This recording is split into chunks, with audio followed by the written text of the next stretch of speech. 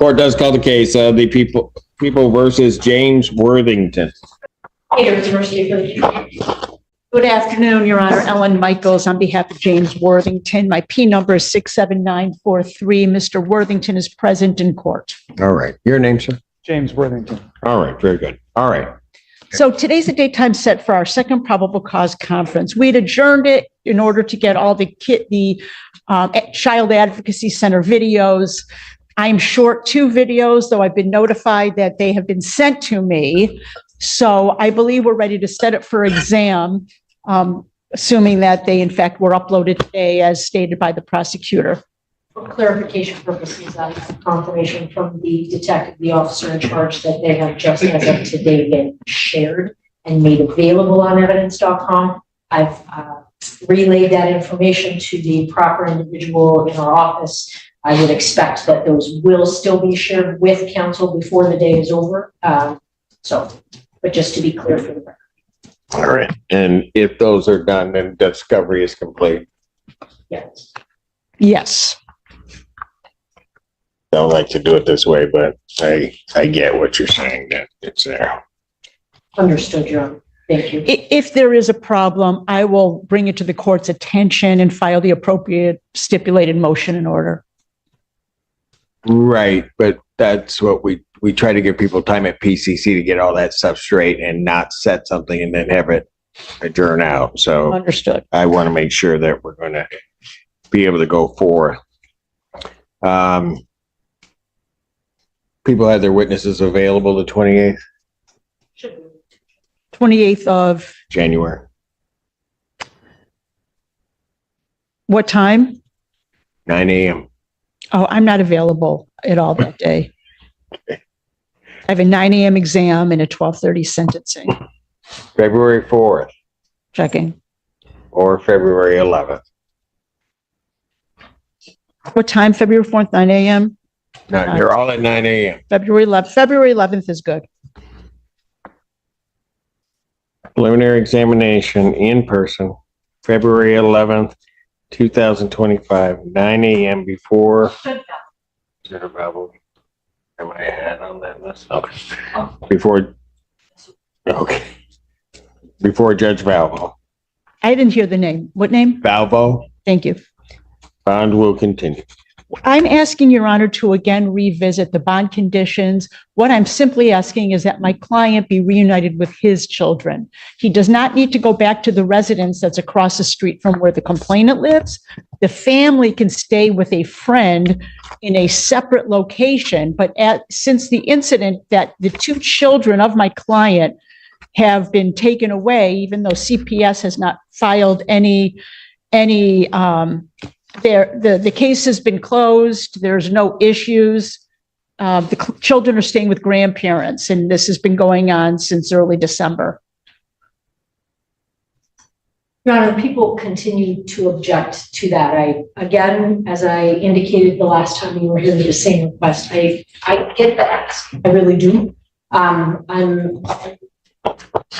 not comfortable agreeing to that because although I understand that defendant's daughter was interviewed at the CAC and did not disclose. That being said, our charged victim, her first trial best friend, in her CAC interview, where she made all of her disclosures, she indicated that his daughter also told her that she had been sexually assaulted, both by defendant and by their son.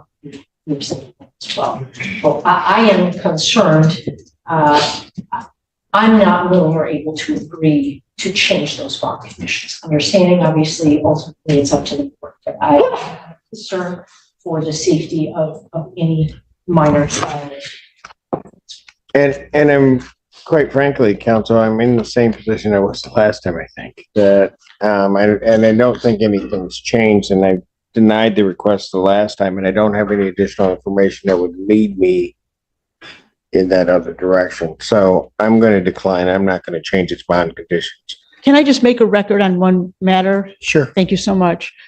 My client's daughter, Lila, who the prosecutor was talking about, she was taken by the police to University of Michigan Hospital and physically examined. There's no indication of any sexual assault. She was also, as stated, interviewed in a forensic setting and did not make any disclosures. We believe this is all part of these are all false allegations, and the children, there's no evidence that his children have been assaulted in any way. This is part of the discovery that was tendered to me by the prosecutor, the medical records and her interview. Judge, as I indicated last time, same record was made then, same arguments were made then. I know. Certainly the court has been doing this as long as I have been doing this. There aren't hardly ever medical findings when a small child has been sexually assaulted. It's all about timing. It's all about type of sexual assault. It's all about those areas of our bodies being fast healing. It's all about so many moving parts that a lack of medical information means zero things in terms of whether or not a child has been sexually assaulted. One more thing, Judge, that the allegations are that the daughter allegedly said that my client penetrated her every single day. There would certainly be medical evidence of that. Thank you. It would not necessarily be. Penetration can be a whole lot of things with a whole lot of things. Yes. And again, I know you made your record, but I'm still at this point going to deny that. Judge Valvo, after the dam happens, may feel differently, and certainly you can bring that before her. But at this time, I'm going to deny the request. God will continue. Thank you very much. Thank you. Thank you. How's the case of People versus Christopher Jordan? Actually, one of the people. Good afternoon, Judge. So, EA Board 261 here on behalf of All right. who is not present. Who's not present? Okay. I was wondering maybe we could do this without him. Not for long, we can't.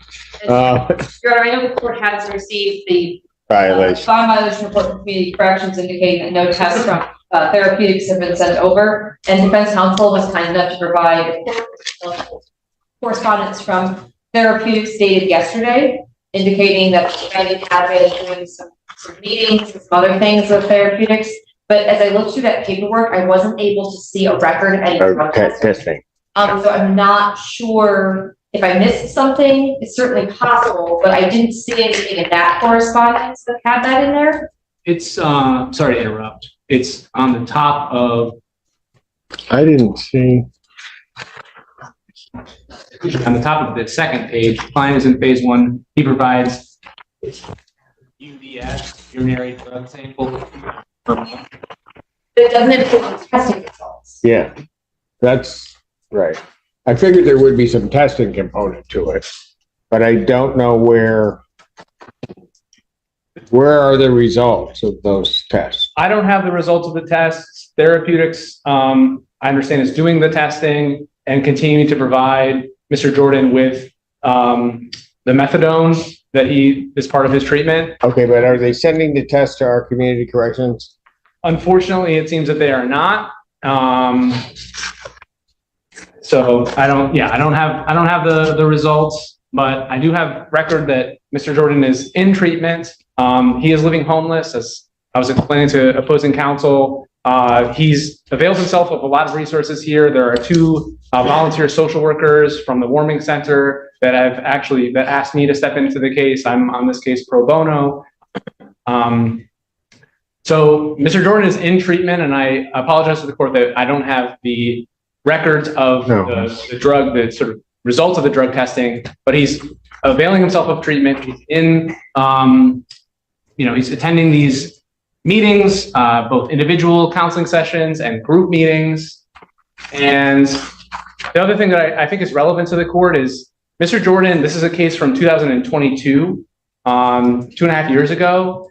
And there's a more recent case. He was charged with a misdemeanor, and we resolved that last year with the prosecutor's office dismissing the case pursuant to Mr. Jordan being in treatment, which he's still in treatment. And so it feels a little counterintuitive that we dismissed a more recent case for Mr. Jordan's compliance with treatment, which he's remaining in compliance with. And we've now charged him with a felony from 2.5 years ago. I'd asked the So court, you should say the prosecutor should not do that kind of thing where, I mean, if they've got to be intuitive, that means everybody should get charged and just go for it. Never mind. Go ahead. I'm asking that the court, because this case also involves an extremely questionable stop by the police and search of Mr. Jordan as he's walking down the street or jogging down the street. I'm asking that the court, before a warrant is issued on such an old case where there is a questionable, there is, I argue, a Fourth Amendment violation. Okay, I get that. If he got here, then we could have the hearing on all of that, Yes, but he's not here. understand. He's ill. He's living homeless. It's been extremely cold outside. He's managed to continue to get himself into treatment. So I'm just asking that the court hold off on a warrant and allow us to litigate the legitimacy of this arrest without a warrant issuing. Well, I'm going to issue a bench warrant for his failure to appear at this proceeding. And I mean, I might not do that if I had test results coming in, given the circumstances, but I really, none of this really puts a picture together for me of where the defendant is or what he's doing, and certainly not testing. So I'm going to issue a bench warrant. Bond will be set in the amount of $25,000 cash surety. If you locate him and can get him in, there's a warrant recall procedure you can go through on this. That warrant will issue immediately. Thank you.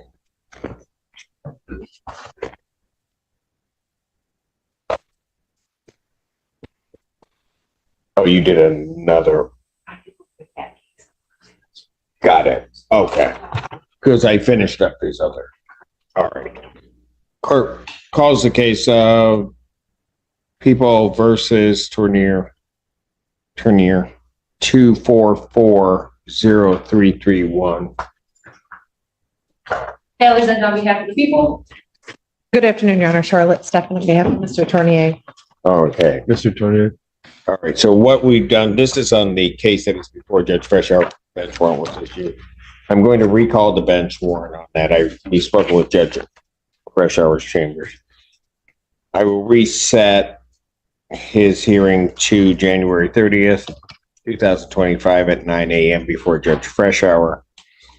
I'm setting aside the warrant, but he must test with community corrections. He probably can't make it today. Well, maybe he'll still get in today. I think they close at 4:30. 4:30. Okay, sorry. So I'll have to come back another day. I'll do it tomorrow.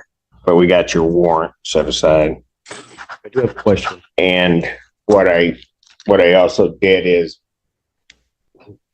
we checked with Judge Freshour. The oral testing is also appropriate or is sufficient in this case so that we don't have to go through all of that. Thank you, So, Judge. yes, sir. Is it costly? The mouth swab. There will be a cost to it. I just need to know how much so I can figure it out by tomorrow. Do you know how much the oral testing is? Anybody? I'm sorry. Oral testing at community corrections? Yeah, 30, somewhere in there, I think. yeah, it's more It's expensive more expensive test. than the urine test.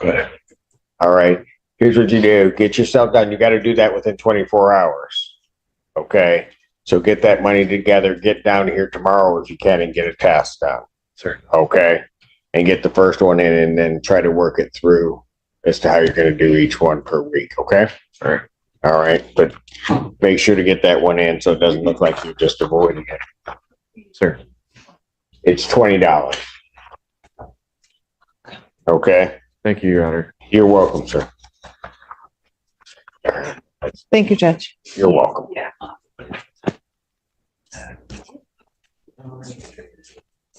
Oh, he's not here. Court does call the cases of the People versus Alan Maloney. For the people. On these cases, Mr. Stringer is not here. Mr. Stringer did contact our office Yes, Your Honor, he contacted me as well, and I'm aware of his difficulties to send. Yes, And I okay. just told him that to not be concerned with this hearing, I would request a new date on his behalf and now I understand his client is not here. Yes. So I don't know how long. All right, let me adjourn it out a couple weeks. Okay. So probable cause conference, January 30th, 2025, 9 a.m. or sure in as the invite indicates.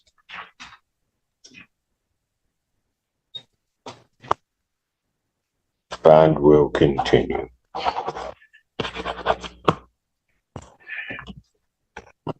Did it a week, Your Honor? Two. Thank you. I did the 30th.